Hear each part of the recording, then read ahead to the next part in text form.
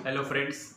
आज का जो टॉपिक है, आज का टॉपिक है योजना मैगजीन का, कि योजना मैगजीन हमारे यूपीएससी सिविल सर्विस एग्जामिनेशन के लिए कितनी ज़्यादा ज़रूरी है। देखो, योजना मैगजीन एक गवर्नमेंट ऑफ इंडिया की मैगजीन रहती है। गवर्नमेंट ऑफ इंडिया हर महीने इसको पब्लिश करती है और इसके जो इश्यूज़ रहते हैं या इसके जो टॉपिक्स रहते हैं वो टॉपिक्स डिफरेंट रहते हैं। कभी इकोसिस्टम पे रहेगा, कभी हेल्थ के ऊपर रहेगा, कभी बजट के ऊपर रहेगा, कभी इथिक्स के ऊपर रहेगा, कभी आर्टिफिशियल इंटेलिजेंस के ऊपर रहेगा। जैसे ये जो मैगजीन है फरवरी 2024 की जो मेरे पास है अभी, ये आर्टिफिशियल इंटेलिजेंस के ऊपर मैगजीन है योजना की। देखो, यूपीएससी के GS 1 to GS 4 में और ऐसे में जो भी टॉपिक्स है वो टॉपिक्स जो लिंक होते हैं वो किधर ना किधर हमारे योजना मैगजीन के टॉपिक से लिंक होते हैं। जैसे कि जो आर्टिफिशियल इंटेलिजेंस टॉपिक है, ये टॉपिक हमें जो GS 3 है साइंस एंड टेक्नोलॉजी, हम उसमें लिंक कर सकते हैं।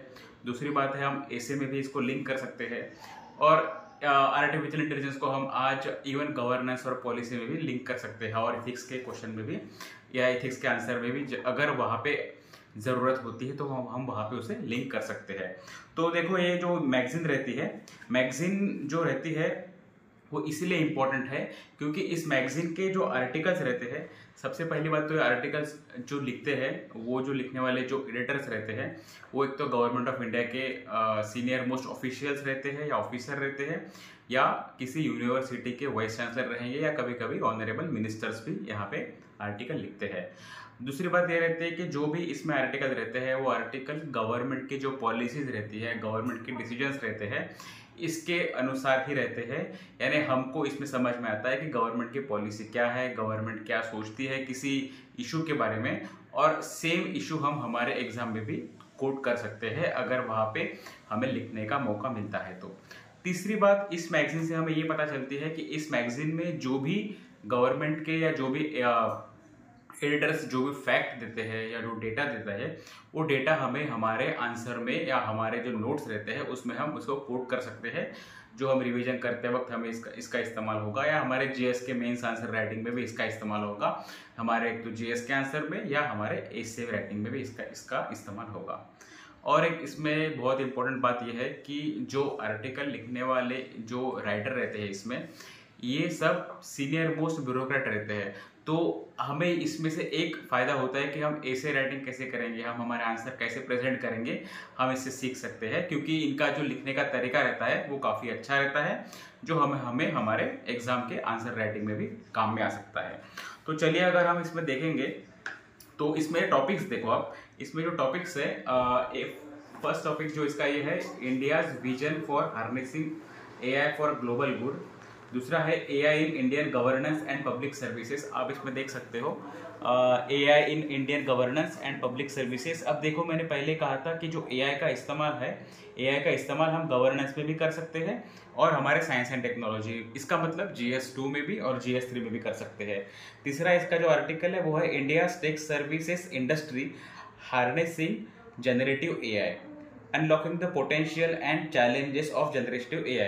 अब देखो, इसमें हमें दोनों जो यहाँ पे पहलू है वो दिखते हैं। सबसे पहले इन्होंने दिखाया है कि AI क्यों जरूरी है, AI के पोटेंशियल क्या है, AI कहाँ पे इस्तेमाल कर सकते हैं, और फोर्थ जो इनका टॉपिक है उसमें लिखा है उन्होंने potential and challenges of generative AI। तो चैलेंजेस भी इसमें उन्होंने यहाँ पे विस्तार से लिखे होंगे। तो इसका कहने का मतलब ये है कि जब हम हमारे GS के आंसर लिखते हैं, उस GS के आंसर में हम केवल एक ही पहलू लिखते नहीं, हमें दोनों पहलू लिखने पड़ते हैं। इसके प्रोज क्या है, इसके चैलेंजेस क्या है, इसके कॉन्स क्या है।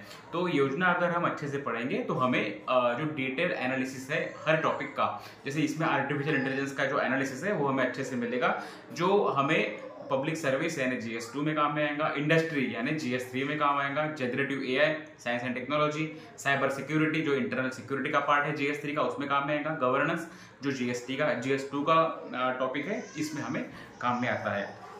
तो ये सारे इसमें टॉपिक्स ये कवर करते हैं। और जो आर्टिफिशियल इंटेलिजेंस जो टॉपिक है, फिलहाल जो योजना मैगजीन है फरवरी 2024 की, ये टॉपिक बहुत ज़्यादा इंपॉर्टेंट है। अगर हम अक्सर देखते हैं कि आफ्टर कोविड आर्टिफिशियल इंटेलिजेंस का यहाँ पे बहुत ज़्यादा हमारे वर्ल्ड वाइड सोसाइटी में इसका ज़्यादा इस्तेमाल हो रहा है, तो इसके वजह से ये इंडस्ट्री हो गया, मीडिया हो गया, गवर्नेंस हो गया, पब्लिक पॉलिसी हो गया, या अन्य कोई इंस्टीट्यूशंस हो गए, वहाँ पे आर्टिफिशियल इंटेलिजेंस का आज बहुत ज़्यादा इस्तेमाल हो रहा है। तो ये जो मैगजीन है, ये मैगजीन आर्टिफिशियल इंटेलिजेंस के सारे टॉपिक कवर करने में आपको हेल्प कर सकती है। ऐसा नहीं कि सारे टॉपिक कवर होंगे, लेकिन हाँ, मोस्ट ऑफ द टॉपिक इससे कवर हो जाएंगे, और जिसकी वजह से हम आपके जीएस के मेंस आंसर राइटिंग में इसके अच्छे आंसर आप लिख सकते हो। सिमिलरली आप योजना के अगर दूसरे कुछ इश्यूज पढ़ोगे, जैसे इकोलॉजी के ऊपर होगा, हेल्थ के ऊपर होगा, गवर्नेंस के ऊपर होगा, या इकोनॉमी हो गया, और बाकी सारे टॉपिक्स हैं, इसमें आपको आपके जीएस के मोस्ट ऑफ द जो टॉपिक्स है वो यहाँ पे कवर होने में हेल्प होगी। तो ये जो योजना मैगजीन है, ये हर महीने गवर्नमेंट ऑफ इंडिया पब्लिश करती है। तो मुझे ऐसा लगता है कि जो भी यूपीएससी सिविल सर्विसेज के लिए सीरियस एस्पिरेंट है, उन्होंने योजना मैगजीन पढ़नी चाहिए।